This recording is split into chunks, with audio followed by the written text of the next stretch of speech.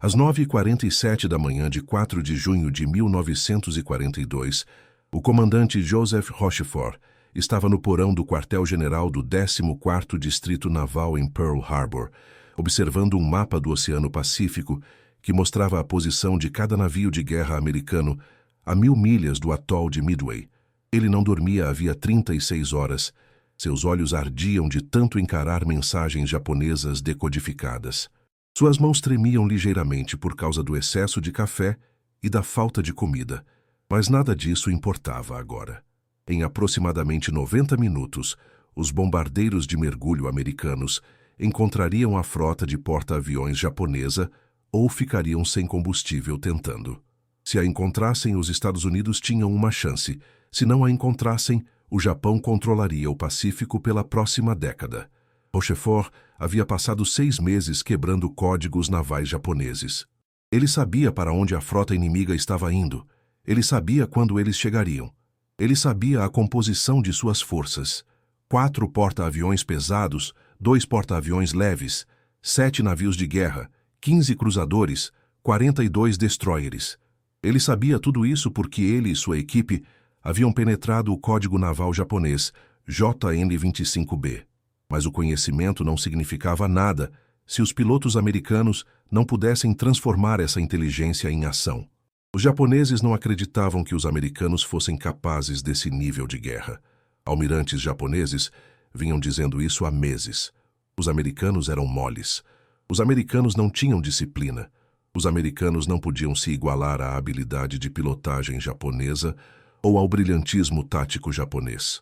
O ataque a Pearl Harbor havia provado a superioridade japonesa. Cada batalha desde então a havia reforçado. Hong Kong caiu em 18 dias. Singapura caiu em 70 dias. As Filipinas caíram em 5 meses. As forças americanas recuaram em toda parte. Os japoneses avançaram. O almirante Isoroku Yamamoto havia passado anos nos Estados Unidos.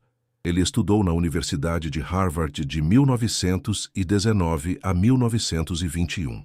Ele serviu como adido naval em Washington, de 1926 a 1928. Ele entendia a capacidade industrial americana melhor do que a maioria dos oficiais japoneses. Mas até mesmo Yamamoto havia desenvolvido o que ele mais tarde descreveu como uma baixa opinião dos oficiais navais americanos durante seu tempo na América. Ele os considerava menos profissionais do que seus colegas japoneses, menos dedicados à arte da guerra, mais preocupados com o conforto do que com a vitória. Essa atitude moldou o planejamento de guerra japonês. Quando Yamamoto projetou o ataque a Pearl Harbor, ele presumiu que os porta-aviões americanos estariam no porto, porque os americanos seguiam rotinas previsíveis de tempos de paz. Quando ele planejou a Operação Midway, ele presumiu que as forças americanas reagiriam lentamente e convencionalmente, porque era assim que os americanos sempre haviam lutado. Ele dispersou sua frota por milhões de milhas quadradas de oceano, porque acreditava que os americanos careciam da capacidade de inteligência para detectar suas forças até que fosse tarde demais. O primeiro oficial americano morto pela subestimação japonesa foi o primeiro-tenente George Kennan, em 7 de dezembro de 1941, aproximadamente 14 horas após o ataque a Pearl Harbor. Os destroyers japoneses Sazanami e Ushio bombardearam o atol de Midway. O ataque veio à noite. Às 21h31 no horário local, projéteis começaram a cair na ilha Sand. Kennan comandava a bateria H, responsável por defender a abordagem sul do campo de aviação. Um projétil japonês atingiu seu posto de comando. A explosão estilhaçou sua perna esquerda abaixo do joelho e cravou estilhaços em seu abdômen e tórax.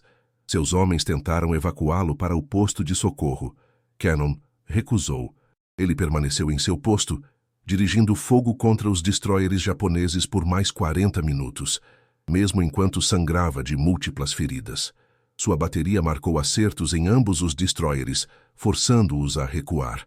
Quando o pessoal médico o alcançou, Kennan havia perdido a consciência devido à perda de sangue. Ele morreu pouco depois da meia-noite. Ele tinha 26 anos. Ele se tornou o primeiro fuzileiro naval a receber a Medalha de Honra na Segunda Guerra Mundial. O relatório oficial declarou que Cannon havia morrido heroicamente defendendo Midway. O que o relatório não mencionou foi que o ataque japonês havia sido executado com confiança casual. Os destroyers se aproximaram de Midway sem cobertura aérea, sem reconhecimento adequado e sem apoio de navios de guerra. Eles presumiram que as defesas americanas seriam mínimas e as respostas americanas seriam lentas. Eles estavam errados.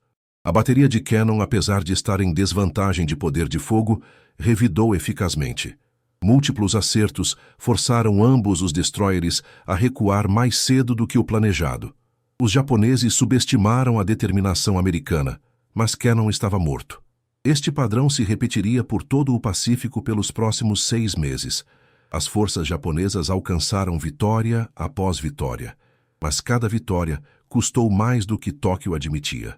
As conquistas pareciam impressionantes nos mapas. Hong Kong, Manila, Singapura, Bataan, Corregedor. Mas os defensores lutaram mais arduamente do que os planejadores japoneses esperavam.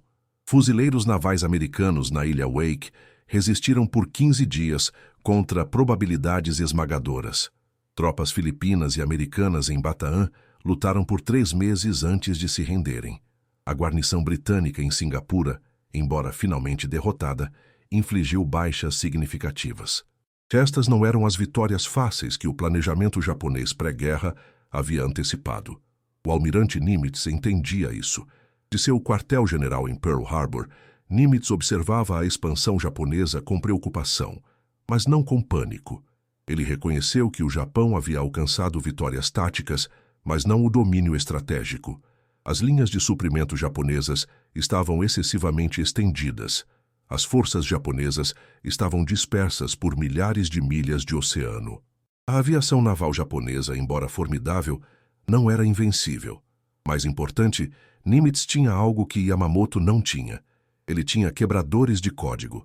O comandante Joseph Rochefort vinha quebrando códigos para a Marinha dos Estados Unidos desde os anos de 1920.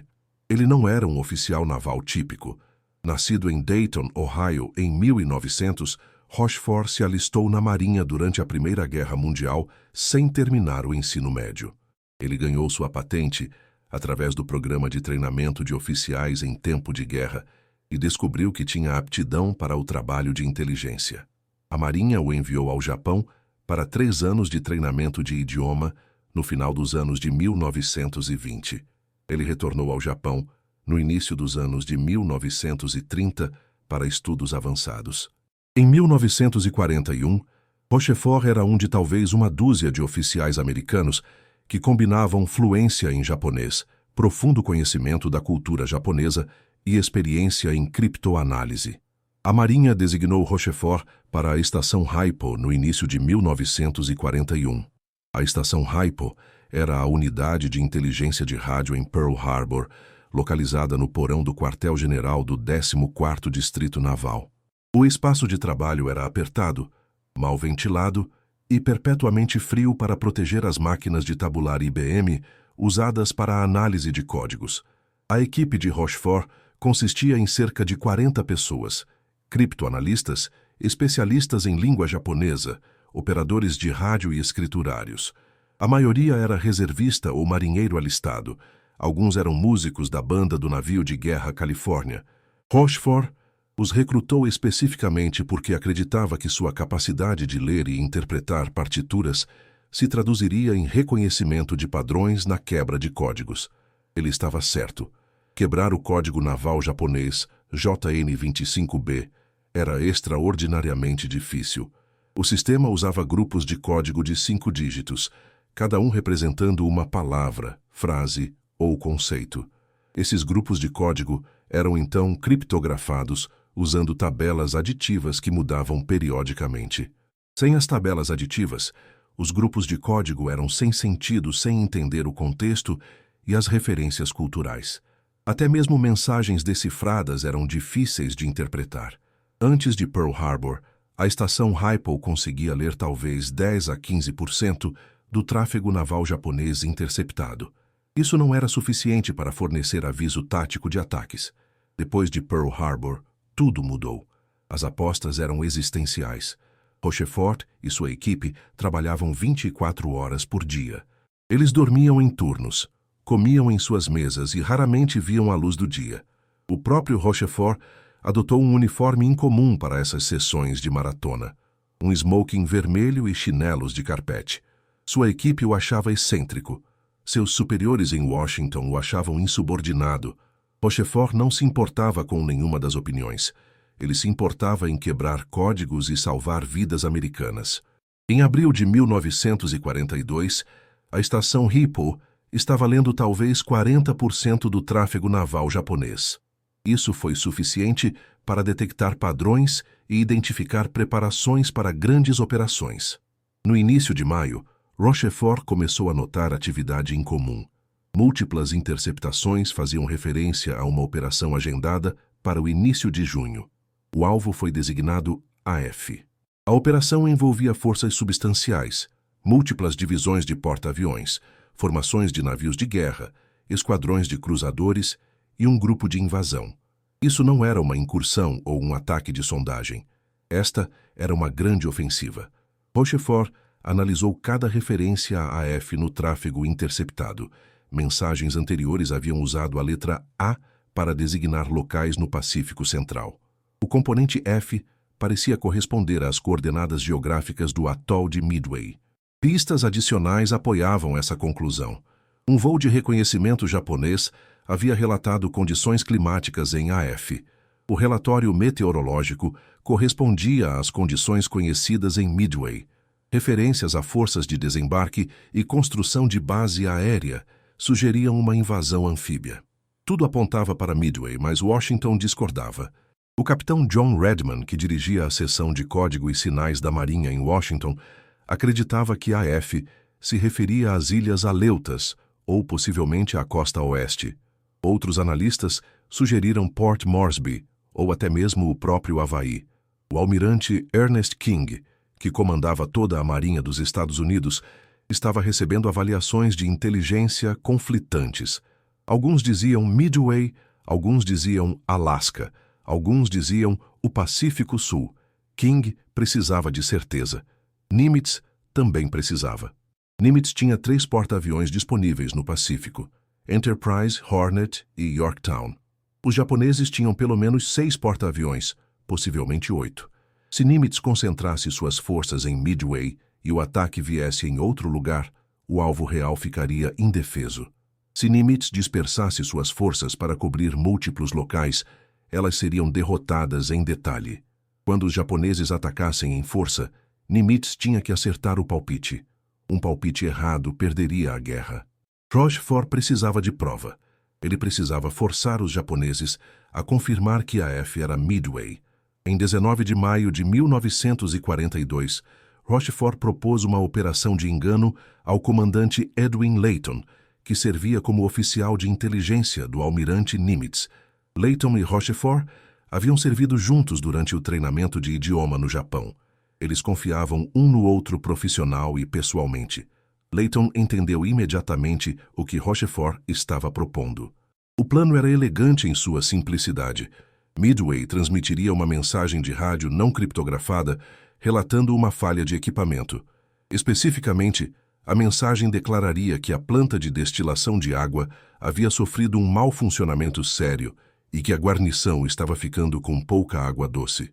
Se as estações de inteligência de rádio japonesas interceptassem essa mensagem e a relatassem ao quartel-general da frota, usando o código JN25B supostamente seguro, e se a estação Hippo interceptasse e decifrasse esses relatórios japoneses, então as mensagens japonesas deveriam mencionar que a AF estava com falta de água.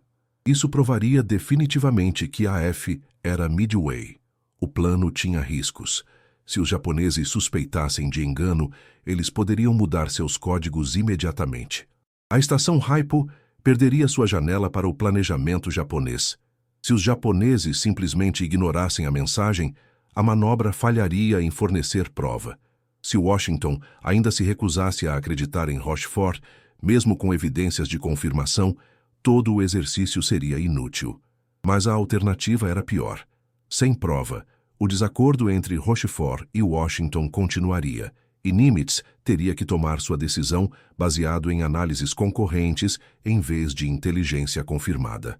Rochefort apresentou o plano a Layton em 19 de maio. Layton o levou a Nimitz naquela tarde. Nimitz o aprovou imediatamente. As instruções foram enviadas para Midway via cabo submarino seguro em 20 de maio. As ordens eram específicas. Midway transmitiria uma mensagem em inglês simples, declarando que o sistema de destilação de água havia quebrado e que suprimentos de água de emergência eram necessários. A mensagem deveria soar rotineira e administrativa, não urgente o suficiente para sugerir importância estratégica. Em 22 de maio, Midway transmitiu a mensagem. A planta de destilação de água sofreu um mau funcionamento sério. Temos reservas de água doce para aproximadamente 2 semanas. Solicitamos reabastecimento na primeira oportunidade. A mensagem foi transmitida em frequências padrão, em formato não criptografado.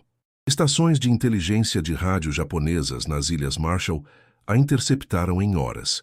A estação Haipo monitorava o tráfego de rádio japonês continuamente.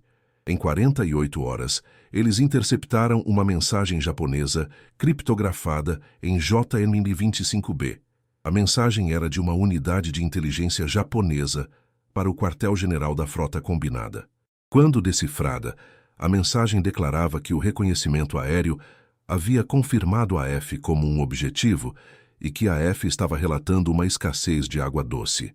A mensagem recomendava que a força de invasão trouxesse equipamento adicional de dessalinização de água para apoiar as operações após o desembarque. Rochefort levou a decifração a Nimitz em 24 de maio. A evidência era conclusiva. A F era Midway. Os japoneses haviam confirmado isso eles mesmos. Nimitz agora tinha a inteligência de que precisava para tomar sua decisão. Ele concentraria todos os 3 porta-aviões disponíveis a nordeste de Midway. Eles esperariam em emboscada. Quando os japoneses atacassem, as forças americanas contra-atacariam. A pessoa que originalmente sugeriu o engano da escassez de água foi o comandante Wilfred J. Jasper Holmes, um membro da equipe de Rochefort que atendia pelo nome de Jasper. Nimitz enfrentava um problema de logística. O porta-aviões Yorktown havia sido severamente danificado na Batalha do Mar de Coral 2 semanas antes. 3 acertos de bomba haviam penetrado o convés de voo. Incêndios haviam danificado espaços internos. O mecanismo de direção havia sido afetado. Engenheiros navais em Pearl Harbor estimaram que os reparos exigiriam 90 dias em um estaleiro principal. Nimitz disse a eles que tinham 72 horas.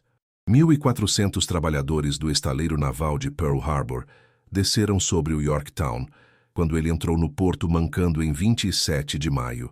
Eles trabalharam em turnos contínuos, 24 horas por dia. Equipes de controle de danos cortaram aço retorcido. Soldadores instalaram novas placas de convés. Eletricistas religaram sistemas danificados.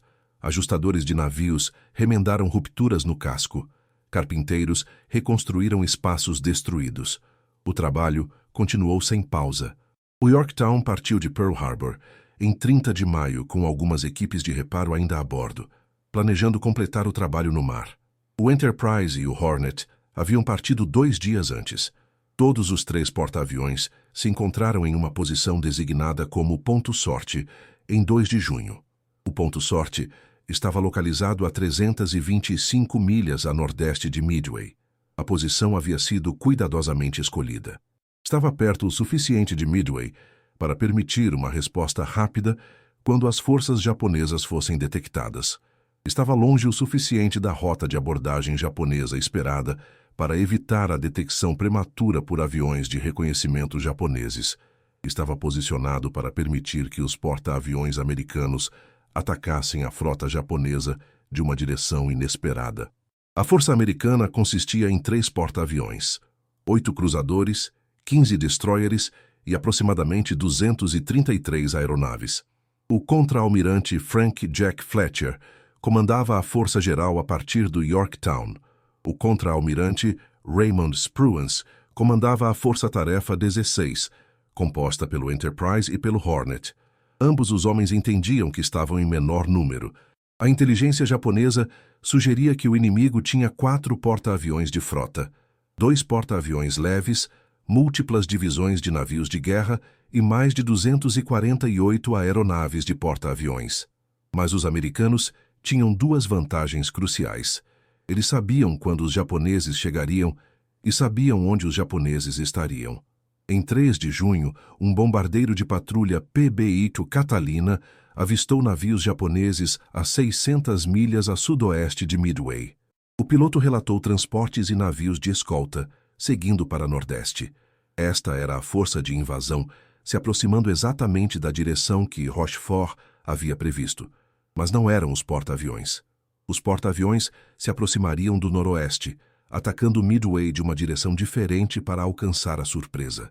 Fletcher ordenou que sua força mantivesse a posição e esperasse. A manhã de 4 de junho começou antes do amanhecer. Às 5h53, o radar em Midway detectou aeronaves em aproximação a aproximadamente 100 milhas de distância. Minutos depois, o gráfico do radar mostrou dezenas de aeronaves se aproximando do noroeste. Às 5h52, um PB-8 Catalina avistou a força de porta-aviões japonesa e transmitiu um relatório de contato com posição, curso e velocidade. O relatório chegou a Fletcher às 6 horas. Ele imediatamente ordenou que todos os 3 porta-aviões americanos lançassem tudo o que tinham. O ataque japonês a Midway começou às 6h30. Bombas atingiram tanques de armazenamento de combustível, o hangar de hidroaviões e a casa de força. Caças da Marinha interceptaram a força atacante, mas foram dominados pelos Zeros japoneses. 15 dos 26 caças da Marinha foram abatidos. Os sobreviventes pousaram com munição vazia e aeronaves metralhadas. As instalações de Midway foram danificadas, mas não destruídas. O campo de aviação permaneceu operacional. Mais importante, os japoneses haviam revelado sua posição. Às 7 horas, o Enterprise começou a lançar aeronaves. O comandante Wade McCluskey, o comandante do grupo aéreo, liderou o ataque. McCluskey tinha 33 bombardeiros de mergulho SBD Dauntless sob seu comando. 16 vieram do Esquadrão de Bombardeio 6. 16 vieram do Esquadrão de Reconhecimento 6. McCluskey voou a 33ª aeronave como líder de formação. O plano exigia um ataque coordenado com bombardeiros de torpedo e caças, mas o lançamento havia sido apressado. As aeronaves partiram em grupos, em vez de como uma força unificada. Os bombardeiros de torpedo foram em uma direção, os caças em outra. Os bombardeiros de mergulho de McCluskey foram em uma terceira direção. A coordenação cuidadosa que a doutrina americana exigia havia falhado sob a pressão de lançar rapidamente. A navegação de McCluskey foi baseada no relatório de contato do PBI das 5h52. O relatório deu uma posição, curso e velocidade. McCluskey calculou um ponto de interceptação e seguiu para sudoeste. Às 9h20, ele alcançou a posição calculada. Não havia nada lá. Oceano vazio, céu limpo, nenhuma frota japonesa. McCluskey verificou sua navegação. Sua carta era um pequeno documento de papel amarrado à sua coxa.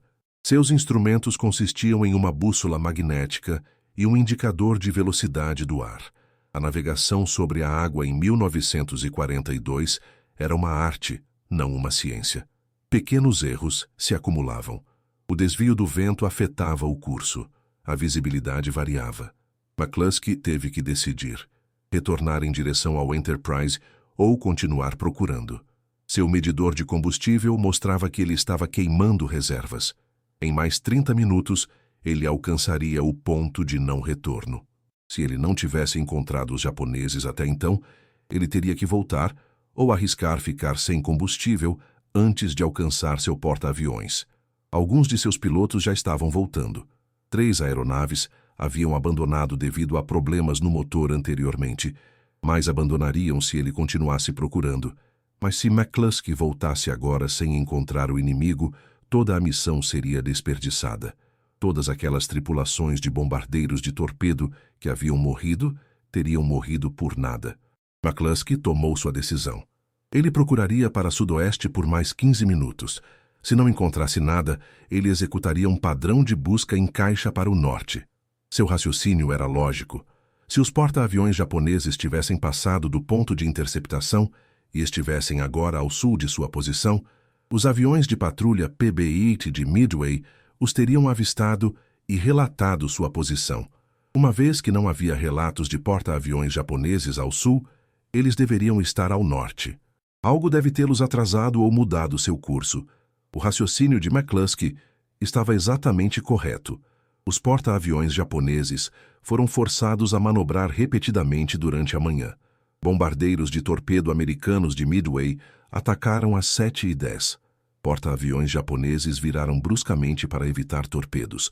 Bombardeiros B-26 Marauder de Midway atacaram às 7h15. Mais manobras evasivas. Bombardeiros de torpedo americanos do Hornet atacaram às 9h20. Manobras adicionais. Cada guinada evasiva atrasou o avanço japonês em direção a Midway. Então, às 9h17, o almirante Nagumo recebeu um relato de que porta-aviões americanos estavam na área. Ele imediatamente virou toda a sua frota 90 graus para a esquerda, em um rumo para nordeste. Ele estava encurtando a distância para as forças-tarefa americanas para que suas próprias aeronaves pudessem atacá-las. Às 9h55, McCluskey avistou um destroyer japonês se movendo em alta velocidade para o nordeste. O destroyer era o Arashi. Mais cedo naquela manhã, o submarino americano Nautilus havia tentado atacar a força de porta-aviões japonesa. O Arashi havia sido destacado para lançar cargas de profundidade contra o submarino. Agora, o Arashi estava correndo para se reunir com a frota principal. McCluskey presumiu que o destroyer devia estar se dirigindo para os porta-aviões. Ele ordenou que seus 31 bombardeiros de mergulho remanescentes seguissem o rumo do Arashi. Às 10h15, McCluskey viu rastros de navios no horizonte. 4 grandes rastros, o padrão distinto de navios pesados viajando em formação em alta velocidade. Os porta-aviões japoneses. McCluskey verificou sua altitude, 19.000 pés, posição perfeita para um ataque de bombardeio de mergulho. Abaixo dele, os 4 porta-aviões japoneses estavam em uma formação de caixa irregular. Kaga e Akagi estavam mais próximos. Hiryu e Soryu estavam mais distantes. Os convés de voo nos 4 porta-aviões estavam abarrotados de aeronaves. Equipes de convés estavam se preparando para o lançamento. Linhas de combustível estavam conectadas. Carros de munição estavam posicionados perto das aeronaves. Cada porta-aviões estava em vulnerabilidade máxima. McCluskey deu a ordem de ataque às 10h22. Sua formação se dividiu em 2 grupos. Ambos os grupos mergulharam em direção aos 2 porta-aviões mais próximos, Kaga e Akagi. De acordo com a doutrina de bombardeio de mergulho americana, os 2 esquadrões deveriam ter atacado porta-aviões separados para espalhar o dano. Mas na confusão e excitação do mergulho, ambos os esquadrões convergiram para o Kaga. O tenente Richard Best, comandando o esquadrão de bombardeio 6, reconheceu o erro na metade de seu mergulho a 10.000 pés, com sua aeronave acelerando para 400 milhas por hora. Best tomou uma decisão de fração de segundo. Ele saiu de seu mergulho, sinalizou para seus 2 alas e redirecionou para o Akagi. A primeira bomba atingiu o Kaga às 10h22. A bomba era uma arma semi-perfuração de armadura de 1.000 libras, lançada de 14.000 pés. Ela atingiu o convés de voo logo à frente do elevador meio-navio. A bomba penetrou o convés de voo de madeira, o convés do hangar abaixo, e explodiu em um compartimento de alojamento. A explosão foi devastadora, mas não imediatamente fatal. O que a tornou catastrófica foi o que aconteceu em seguida. Explosões secundárias começaram quase imediatamente. Aeronaves armadas no convés do hangar haviam sido abastecidas e carregadas com bombas e torpedos. A explosão inicial incendiou o combustível de aviação. Os incêndios se espalharam para as munições. Em minutos, todo o convés do hangar do Kaga era um inferno. Bombas adicionais atingiram o porta-aviões nos 90 segundos seguintes. Uma atingiu a meio navio. Outra atingiu perto da popa. Cada bomba adicionou mais fogo, mais explosões, mais danos.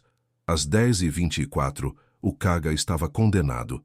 As 3 aeronaves de Best atacaram o Akagi simultaneamente. A bomba de Best atingiu quase exatamente a meio navio, logo após o elevador do meio. Assim como a bomba que atingiu o Kaga, esta arma penetrou até o convés do hangar. A explosão incendiou o vapor de combustível de aeronaves que estavam sendo abastecidas. Uma explosão secundária massiva irrompeu através do convés de voo.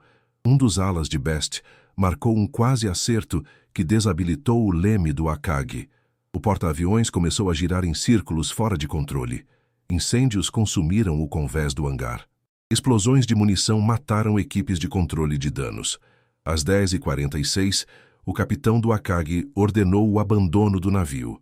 Quase no mesmo momento, bombardeiros de mergulho do Yorktown atacaram o porta-aviões Soryu.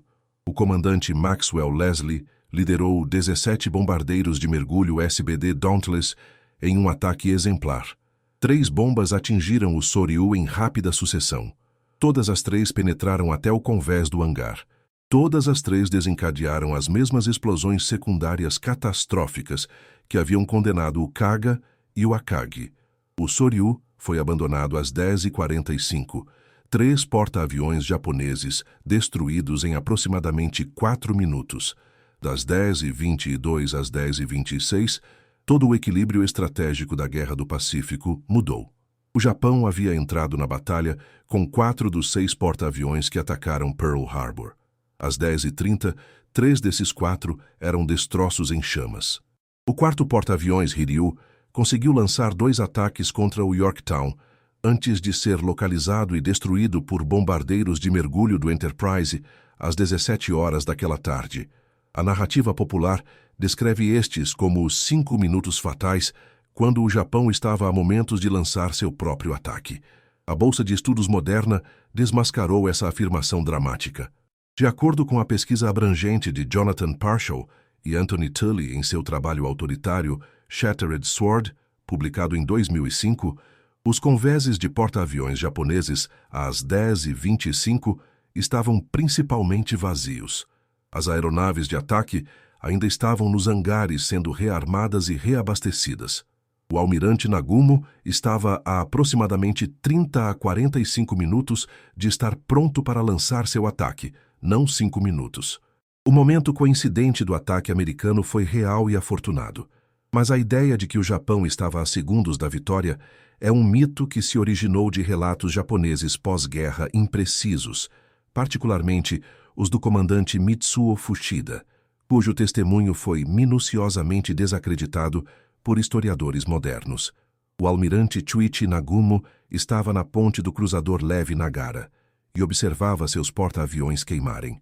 Ele havia comandado esses navios e suas tripulações em todas as principais operações desde Pearl Harbor. Ele havia atacado forças britânicas em Singapura. Ele havia feito incursões em Darwin. Ele havia atacado Midway. Por 6 meses, seus porta-aviões haviam sido invencíveis. Agora, em 4 minutos, tudo havia colapsado. Nagumo não conseguia compreender o que havia acontecido.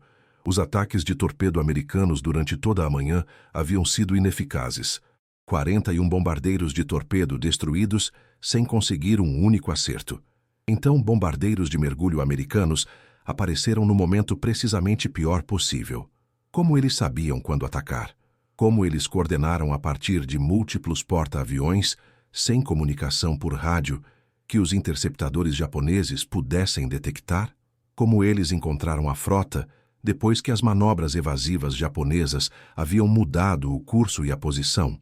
Nagumo não sabia sobre a estação Hippo. Ele não sabia sobre o comandante Rochefort. Ele não sabia que os americanos estavam lendo mensagens navais japonesas há meses. Ele não sabia sobre o engano da escassez de água. Ele não sabia que o almirante Nimitz havia posicionado os porta-aviões americanos com base em inteligência, que revelava os planos japoneses até o dia e hora do ataque. Nagumo presumiu que o sucesso americano era devido à sorte. Ele estava errado. O sucesso americano foi devido à inteligência, preparação e uma disposição a correr riscos calculados com base em informações incompletas. O almirante Yamamoto recebeu a notícia do desastre às 11h30 daquela manhã. Ele estava a bordo de seu carro-chefe, o Yamato, navegando a 600 milhas a oeste da batalha de porta-aviões, Yamamoto havia projetado a Operação Midway como um ataque multifrontal complexo. As forças estavam divididas em múltiplos grupos espalhados por milhares de milhas de oceano. O plano dependia de engano, surpresa e da suposição de que os americanos reagiriam lentamente e convencionalmente. Agora, o plano estava desmoronando. 3 porta-aviões afundados, um porta-aviões danificado, porta-aviões americanos ainda operacionais e atacando à vontade. A invasão de Midway era impossível sem apoio aéreo de porta-aviões. Yamamoto tentou salvar algo do desastre. Ele ordenou que as forças da Operação Ilhas Aleutas seguissem para o sul. Ele ordenou que sua formação de navios de guerra se aproximasse para um combate de superfície noturno. Navios de guerra japoneses superavam em número e em poder de fogo as forças de superfície americanas. Uma batalha noturna poderia transformar a derrota em vitória, mas os porta-aviões americanos se recusaram a cooperar.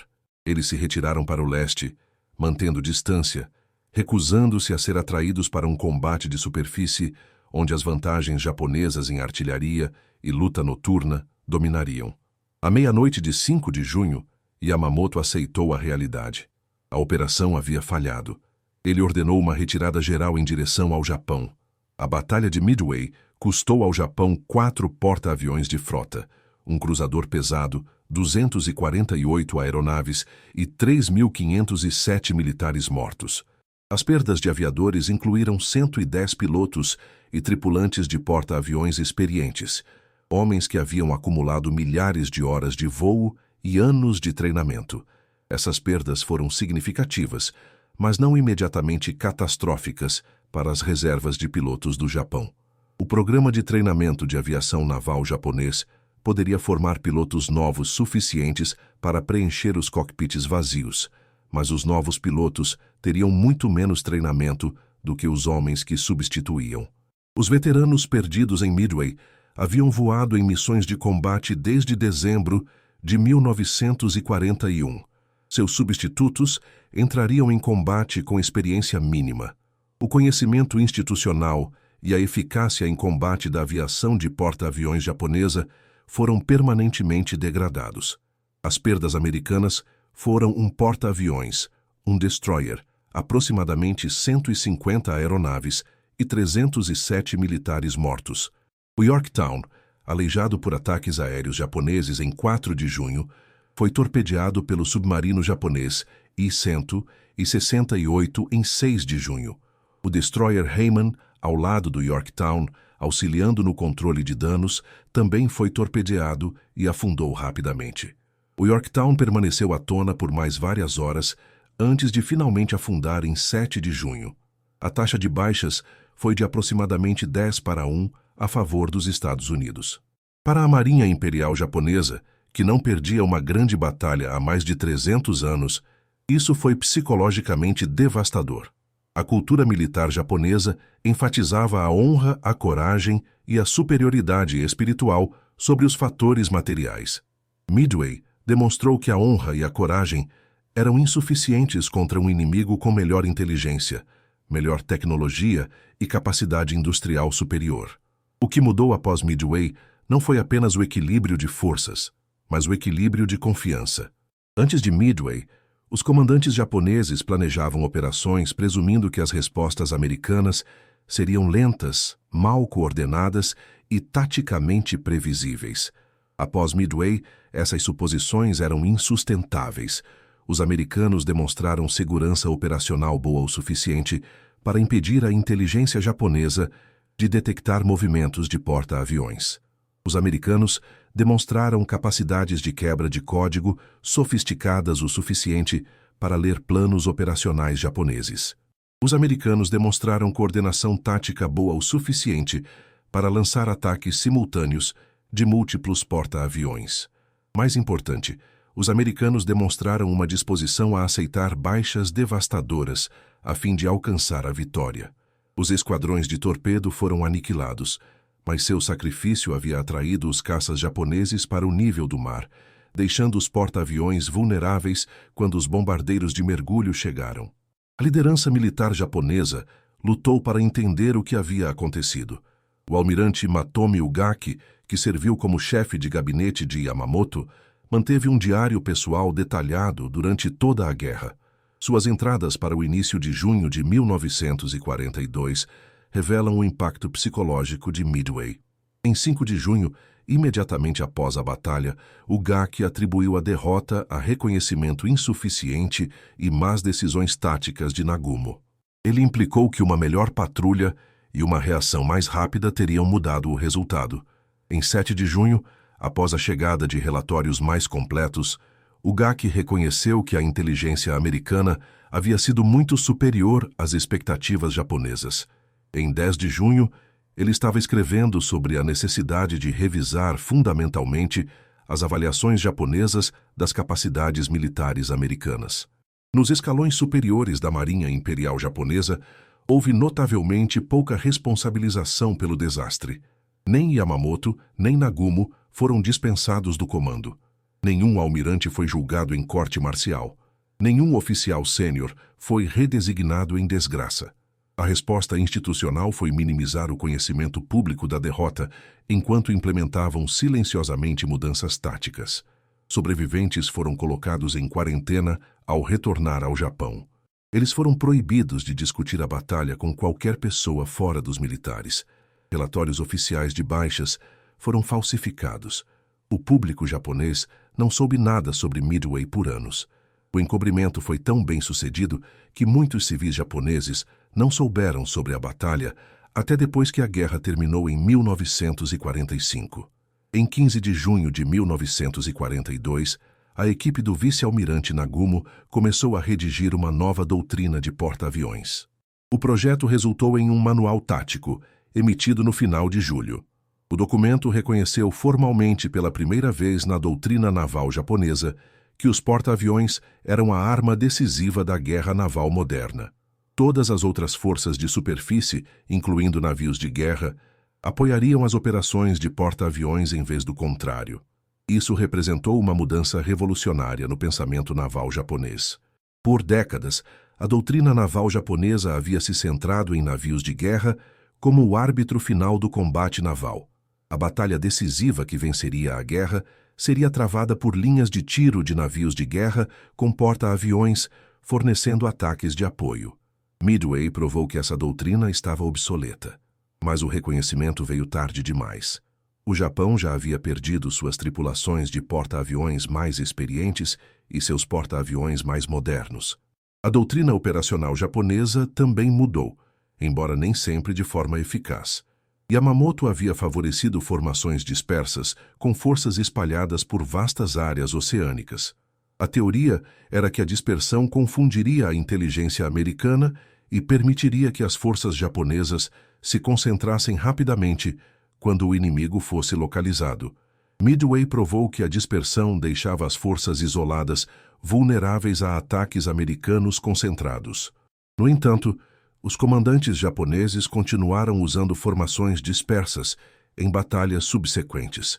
Nas Salomão Orientais, em agosto de 1942, as forças japonesas foram novamente divididas em múltiplos grupos. Em Santa Cruz, em outubro de 1942, o mesmo padrão se repetiu. Somente após múltiplas derrotas, a doutrina japonesa mudou em direção à concentração de forças. A mudança mais significativa foi nas atitudes japonesas em relação às capacidades americanas. Antes de Midway, o treinamento tático japonês enfatizava as fraquezas americanas. Os pilotos americanos eram ensinados a serem inferiores em habilidade e motivação. As aeronaves americanas eram ensinadas a serem inferiores em desempenho e capacidade. As táticas americanas eram ensinadas a serem previsíveis e sem imaginação. Após Midway, esses ensinamentos se tornaram impossíveis de sustentar. Os pilotos de bombardeiros de mergulho americanos haviam persistido nos ataques através de intenso fogo antiaéreo e determinada oposição de caças. Eles alcançaram taxas de acerto de aproximadamente 15%, 3 vezes o padrão de treinamento em tempo de paz. Eles demonstraram frieza sob fogo e flexibilidade tática. Pilotos japoneses que sobreviveram a Midway relataram que as táticas americanas eram agressivas, bem coordenadas e eficazes. Em agosto de 1942, as forças japonesas tentaram recapturar Guadalcanal. A operação exigiu apoio naval para transportar tropas e suprimentos quando as forças de porta-aviões americanas e japonesas se chocaram nas Salomão Orientais em 24 de agosto. Os pilotos japoneses esperavam enfrentar os mesmos bombardeiros de torpedo Devastator, obsoletos que haviam massacrado em Midway.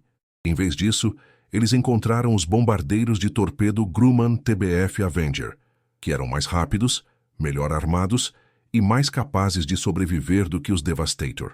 Relatórios japoneses pós-ação notaram a mudança e alertaram que as forças americanas estavam se adaptando mais rapidamente do que o previsto.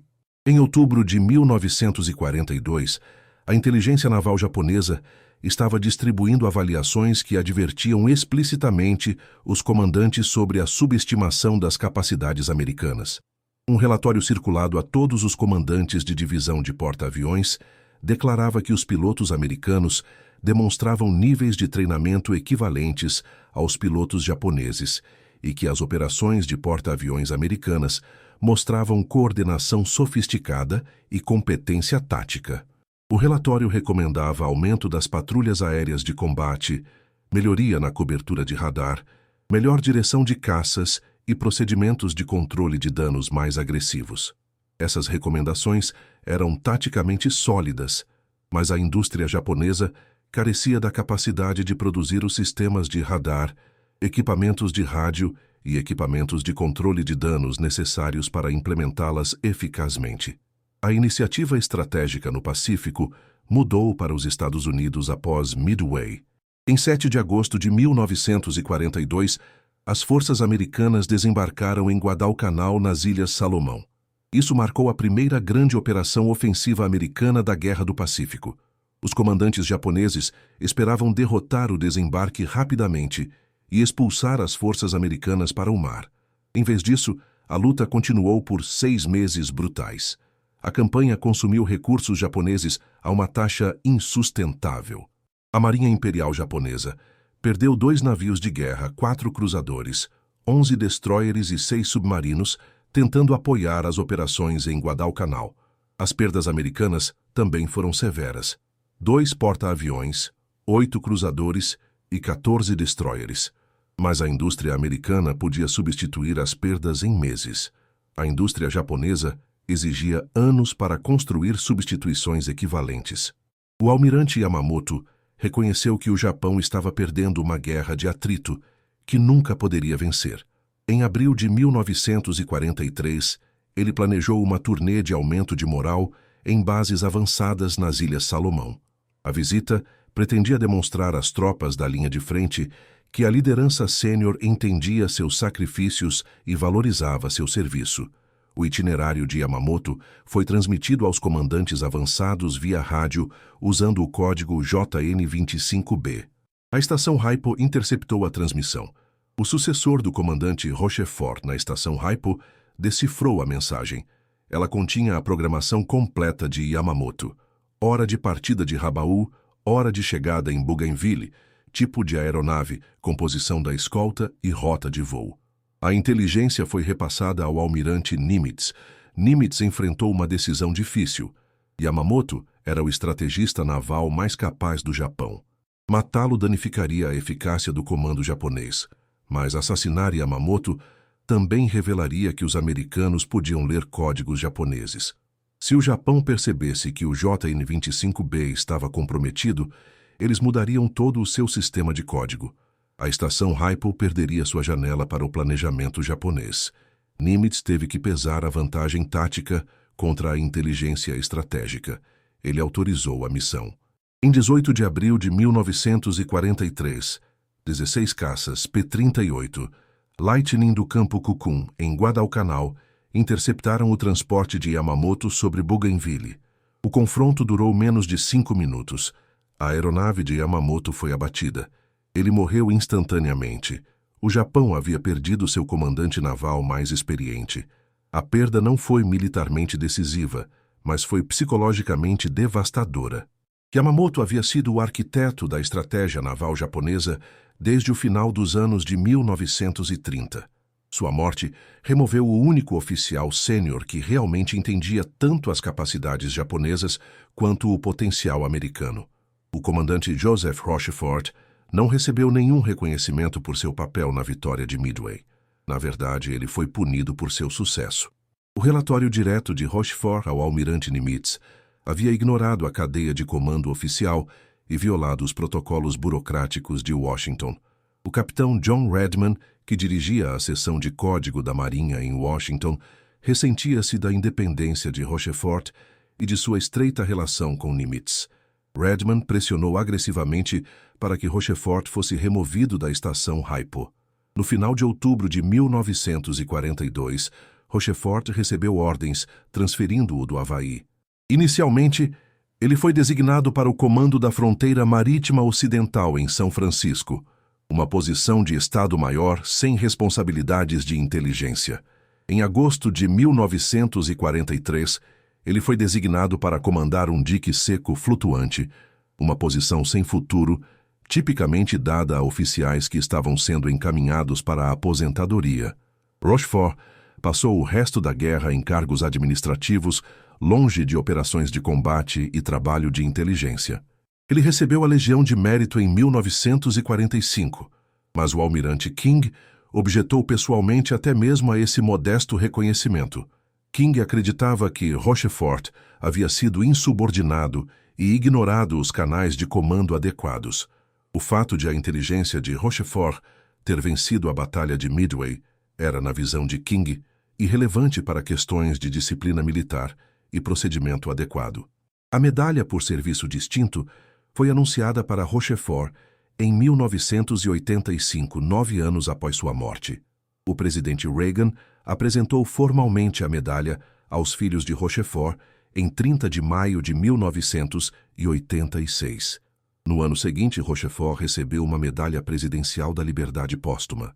Ambas as premiações vieram décadas tarde demais para importar para o próprio Rochefort, que morreu em 1976, acreditando que suas contribuições haviam sido ignoradas e desvalorizadas pela Marinha.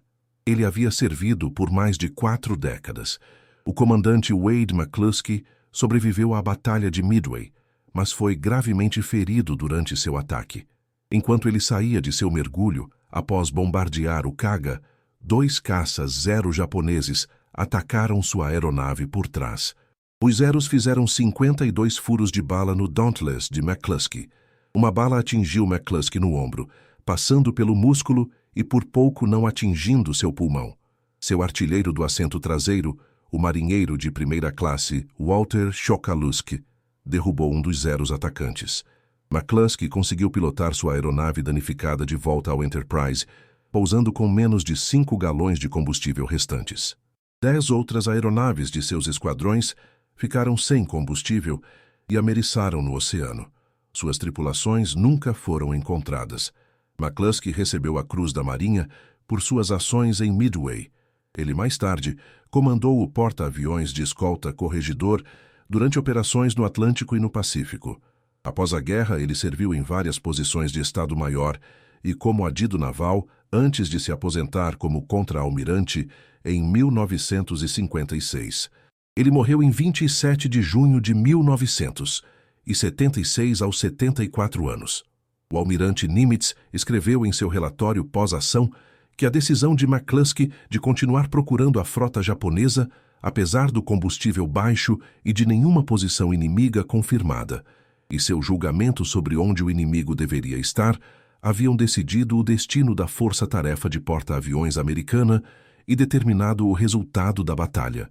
Sem a persistência e a intuição tática de McCluskey, os bombardeiros de mergulho americanos nunca teriam encontrado os porta-aviões japoneses.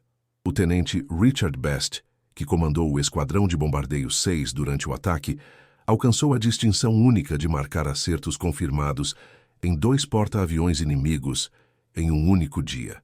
Best foi um dos apenas 4 pilotos em toda a Marinha dos Estados Unidos a alcançar múltiplas destruições de porta-aviões em Midway, mas Best pagou um preço terrível por seu sucesso.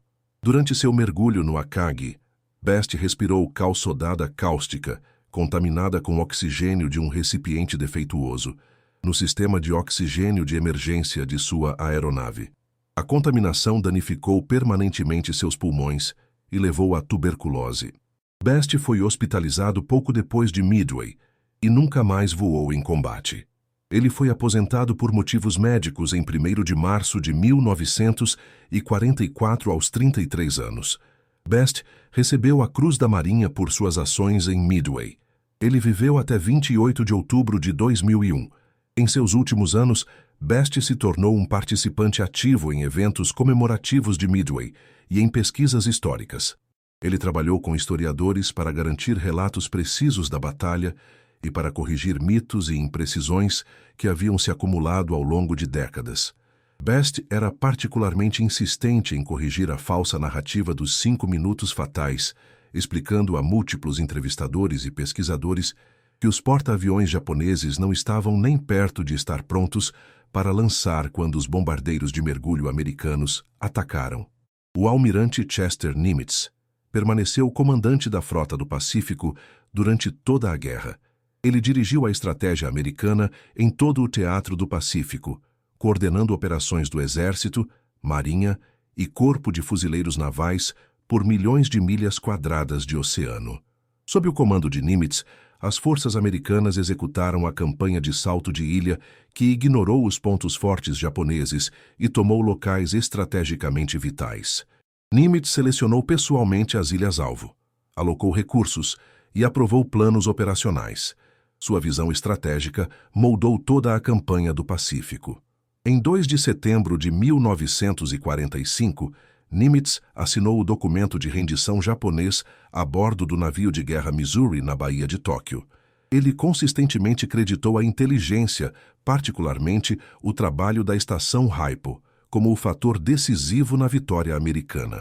Sem a quebra de código, Nimitz declarou publicamente em múltiplas ocasiões: a Batalha de Midway teria sido perdida e a guerra teria durado anos mais com baixas muito mais altas. O almirante Raymond Spruance, que comandou a Força-Tarefa 16 em Midway, se tornou um dos comandantes mais bem-sucedidos da guerra. Spruance planejou e liderou a campanha do Pacífico Central, incluindo os assaltos a Tarawa, Kwajalein, Saipan e Iwo Jima. Seu planejamento meticuloso e execução cuidadosa contrastavam com o estilo mais agressivo do almirante Halsey, mas a abordagem de Spruance resultou em vitórias consistentes com baixas gerenciáveis.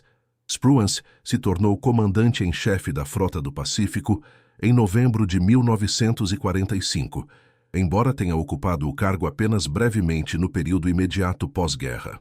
Ele se aposentou do serviço ativo em 1948 e mais tarde serviu como presidente da Naval War College e embaixador nas Filipinas. Spruance, consistentemente, identificou Midway como o ponto de virada que tornou todas as subsequentes vitórias americanas possíveis. A Batalha de Midway alterou fundamentalmente a forma como ambos os lados viam um ao outro e a si mesmos. O Japão entrou na batalha assumindo que a superioridade cultural, a dedicação espiritual e a excelência tática superariam as vantagens materiais americanas. Os comandantes japoneses acreditavam que seus pilotos eram melhor treinados, seu equipamento era superior e seu espírito de luta era invencível. Essas crenças haviam sido reforçadas por 6 meses de vitória ininterrupta. Midway estilhaçou essas crenças. Os americanos demonstraram que podiam se igualar à habilidade, coragem e determinação japonesas, enquanto também traziam inteligência superior, capacidade industrial e táticas adaptativas para o combate. Os Estados Unidos entraram em Midway, sabendo que estavam em menor número e em desvantagem de poder de fogo, mas confiantes de que a inteligência e a preparação poderiam superar as desvantagens materiais. Comandantes americanos arriscaram que a quebra de código forneceria inteligência precisa sobre os planos japoneses. Eles apostaram que os pilotos americanos, apesar da experiência de combate limitada, poderiam executar os ataques coordenados complexos que a doutrina exigia. Eles aceitaram que os esquadrões de torpedo provavelmente seriam aniquilados, mas acreditaram que seu sacrifício criaria oportunidades para os bombardeiros de mergulho. Todas essas apostas deram certo. A confiança americana foi validada. A lição de Midway transcende os detalhes específicos da aviação de porta-aviões, táticas de bombardeio de mergulho e procedimentos de quebra de código. A lição fundamental é sobre a informação como o multiplicador de força definitivo. O lado que sabia onde o inimigo estava, quando o inimigo chegaria e o que o inimigo planejava fazer, detinha uma vantagem insuperável. O comandante Joseph Rochefort e sua equipe na estação Haipo forneceram essa informação. Eles penetraram códigos que os criptógrafos japoneses acreditavam ser inquebráveis. Eles extraíram inteligência que os comandantes japoneses presumiam ser segura. Eles transformaram a confiança japonesa em vulnerabilidade. Os almirantes japoneses pararam de subestimar os marinheiros americanos, porque Midway provou que a subestimação era fatal. Os criptoanalistas americanos não eram inferiores. Os pilotos americanos não careciam de habilidade ou motivação. Os comandantes americanos não eram lentos, previsíveis ou convencionais. A capacidade industrial americana não era uma vantagem teórica distante, mas uma realidade prática imediata. Cada suposição que havia guiado o planejamento japonês desde Pearl Harbor foi provada errada em 4 minutos de ataques de bombardeio de mergulho na manhã de 4 de junho de 1942. As consequências dessas suposições erradas foram medidas em porta-aviões afundados, marinheiros mortos, aeronaves perdidas e uma iniciativa estratégica que o Japão nunca recuperaria. É assim que as guerras realmente mudam. Não através de um destino predeterminado ou de uma supremacia industrial inevitável, mas através de oficiais de inteligência trabalhando em porões sem janelas, pilotos tomando decisões de vida ou morte sobre o oceano vazio, tripulações de bombardeiros de torpedo voando para a morte certa, para criar oportunidades táticas, pilotos de bombardeiros de mergulho mantendo a fé quando o inimigo não pode ser encontrado, e comandantes dispostos a arriscar tudo em inteligência incompleta e risco calculado. Midway foi vencida por homens como Rochefort, que quebraram os códigos, por homens como McCluskey, que continuaram procurando, por homens como Best, que improvisaram sob pressão, por homens como Waldron e Massey, que lideraram suas tripulações à aniquilação para que outros pudessem ter sucesso, por homens que entendiam que ser subestimado era uma vantagem, não um insulto. O Japão nunca se recuperou de Midway. De junho de 1942 em diante, cada batalha de porta-aviões foi defensiva. Cada decisão estratégica foi reacionária. Cada alocação de recursos foi limitada. A ofensiva que começou em Pearl Harbor terminou nas águas a noroeste do atol de Midway. Ela terminou porque um lado entendia o outro muito melhor do que o outro entendia a si mesmo. Se você achou esta história cativante, por favor, reserve um momento para curtir este vídeo. Isso nos ajuda a compartilhar mais histórias esquecidas da Segunda Guerra Mundial. Inscreva-se para se manter conectado com essas histórias não contadas. Cada uma importa. Cada uma merece ser lembrada. Deixe um comentário abaixo, nos dizendo de onde você está assistindo. Nossa comunidade se estende do Texas à Tasmânia. De veteranos a entusiastas da história, você faz parte de algo especial aqui. Obrigado por assistir e obrigado por manter estas histórias.